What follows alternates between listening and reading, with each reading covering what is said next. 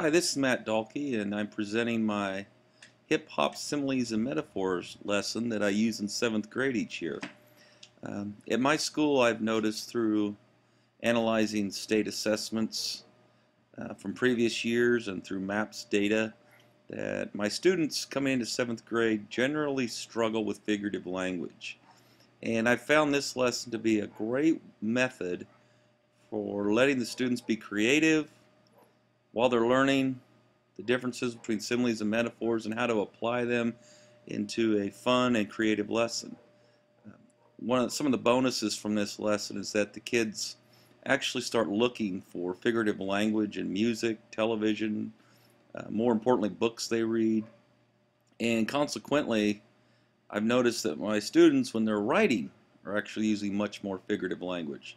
So hip hop similes and metaphors has just been a fun and creative teaching tool that I've really enjoyed, and it's been a ton of fun for the students. And as far as getting them engaged, it's not been a problem. It's just a real blast. So, description and standards. Basically, the description of this lesson is that the students are going to create their own rap songs incorporating the use of similes and metaphors. Now, I also let students, if they want to, make country songs. We even had some metal type creations. That's okay. The main thing is they're being creative, they're enjoying themselves, having a great time working in a group setting. Of course, the standards that are listed, we're identifying and determining the meaning of figurative language, including similes and metaphors. The net standards, where you have creativity and innovation. They're obviously using creative thinking, they're constructing knowledge, and the products are very innovative. And they're using technology, which is always a bonus. We will apply existing knowledge to generate new ideas, products, or processes, and also create original works as a means of personal or group expression. Now, I generally, when I pair students, I looking at data, I try to make sure in each group that we have students that have pretty much mastered figurative language in various forms that would be able to be a viable part of the group and help those that maybe, haven't quite got this facet of reading yet. But so for some of it, it's just kind of a review, but using it in a new way, and while we're helping all, meet this standard and moving forward. Instructional objective, pretty simple, is that we're given examples of similes and metaphors. 7th grade language arts students create a hip-hop rap song or a chorus, country, metal, whatever their group decides, using similes and metaphors. And generally we do it in 2 class periods. Sometimes it takes longer, and that's fine. Teacher and student preparation. On my part, I need to get recordable CDs and a CD recorder, which is very simple. I put the assignment instructions on the smart board. I also have some of my own samples. I've even been known to dress the part, which the students really enjoy. Watching someone in their 40s attempt to rap is kind of engaging for the students. I also have a rubric, very simple rubric that I use to grade the assignment. It's easy for the students to understand, which is important. In the past, I've been guilty of using rubrics that are way too detail-oriented, that confuse students. I try to keep it simple. We have an objective, we have a goal, and let's, as your group, let's meet this goal. Again, I have examples of metaphors, of similes and metaphors from past years. Again, my groups, I try to divide the groups so that all have a chance to be successful, and generally that works pretty well. Student active preparation. When we get into groups, students just brainstorm similes and metaphors. Just try to get them out there. They also start beginning to brainstorm ideas for the rap song or song so that it rhymes, and that's quite fun. Of course, we talk about what's school appropriate. That's a huge part of the lesson. As we all know, sometimes students try to cross the line, and we always say, if you're not sure if it's appropriate, don't do it, and that generally seems to alleviate that issue. Um, Again, students have to decide how it will be presented, and everyone must be included. And sometimes there could be some friction, but we work in group settings quite a bit in my classroom, so it seems to help with that. Um, you know, just being used to doing group work, and many teachers at my middle school do a lot of group work, so we don't have a lot of preparation with how to make sure everybody's included. Adaptations for special learners. For learning disabled students, I just try to make sure that they're involved in a group where they can feel success and feel like they're a part of the team. Um, it's really worked well for these students. They tend to really pick it up.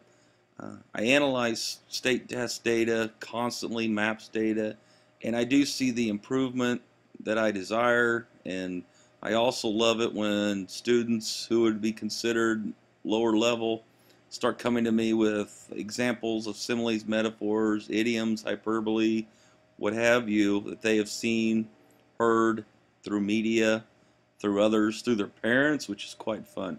So I know it's hitting home with all students. I really consider this a higher level activities.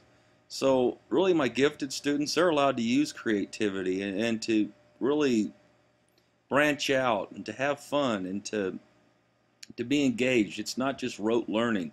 So really for my gifted students, I don't really make a lot of adaptations. They just buy into it. It's just a ton of fun. My assessment, my evaluation, again, simple rubric. The use of similes and metaphors, sometimes, we really have to review this and constantly do mini lessons throughout our 2 days to make sure that we're not getting similes and metaphors mixed up. Sometimes through the heat of battle, through creation, we start throwing in hyperboles and idioms, and we have to, have lots of discussion during this. And generally, the students get all 10 points in those areas. The 12 lines, not a problem. Making sure they rhyme, again, it's not a problem. The kids are having a blast. And the presentation, which is the best part of this, all students in the groups actively participated in the presentation of the rap. Of course, it's recorded, but usually they have this memorized. We have a special dress-up day where they kind of come and dress the part, and during lunch, we have a stage in our lunchroom, and they go ahead and present it without the CD, just freelancing, and that is a blast. Gets the whole school involved. Actually, they presented for 6th grade and 8th grade. The teachers love it. It's just a fun way to present, and they really love that part. So not only are they burning it to a CD, they're actually performing in front of a live audience, and we really see some students come out of their shell and really get involved, and it's really fun. Plus, we're learning. Actual instruction of lesson. Of course, I play a burned CD of several examples of simile and metaphors for students. Some of my wonderful music creations.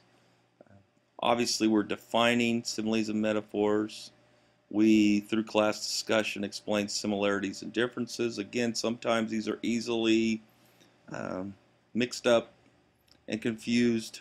We obviously want discussion about how they're used in everyday life, how they're used in literature, in song, in television, in newspapers, magazines, what have you. They're everywhere. And really my goal is to make sure that as writers we start using figurative language. It really helps us express ourselves better. Again, lots of class discussion, making sure everyone's involved. Directions, again, through my examples, it seems to kind of help. I make sure the kids understand that they have the opportunity to be creative. If they don't want to do a rap, we can go with country music. Obviously, we all know if we ever listen to country music, there's tons of figurative language in it. Of course, I have the groups preset. Supplies, not a big deal. We talk about how to properly utilize supplies. Again, these students, it's pretty old hat as far as using this type of supplies. Um, Again, I'm constantly monitoring. If I have a para in the room, the para is constantly monitoring. One of the things that I have beneficial to me is that my paras, I've been with them, this is my third year with many of my paras, so they know the lesson. I mean, I could be out of the room and I would still feel comfortable with them going around and monitoring progress. Obviously, I'm there, but to have that adult assistance really helps. And also, I have students that enjoy helping out and doing whatever they can to make it successful as well. It's a really fun experience. My conclusion of this lesson, um, we journal on the results of the lesson. I try to take notes. Do I feel like the students are making progress? I also have them do a little writing prompt where they feel like, do they feel comfortable now with this form of figurative language? A little assessment. Did they enjoy working in the group? Did they feel like everyone did their part? Little just quick little evaluations. Um, and obviously my summary is also looking at data. I'm a big pre-test, post-test guy, and I obviously utilize simile metaphor pre-test and post-test to see how the progress we've made. Use it as a PLC SMART goal, and generally, for the most part, it works. And so, obviously, I wouldn't keep doing it if it didn't. Some of my references are listed here. Again, I highly recommend this activity. It's simple, it's fun, and the students are highly engaged. So, if you have any questions, please contact me. Again, not a difficult lesson to teach. And your students will love it, and hopefully years from now they'll come back and say, hey, I had a blast doing this. So thank you, and I hope you enjoyed my presentation.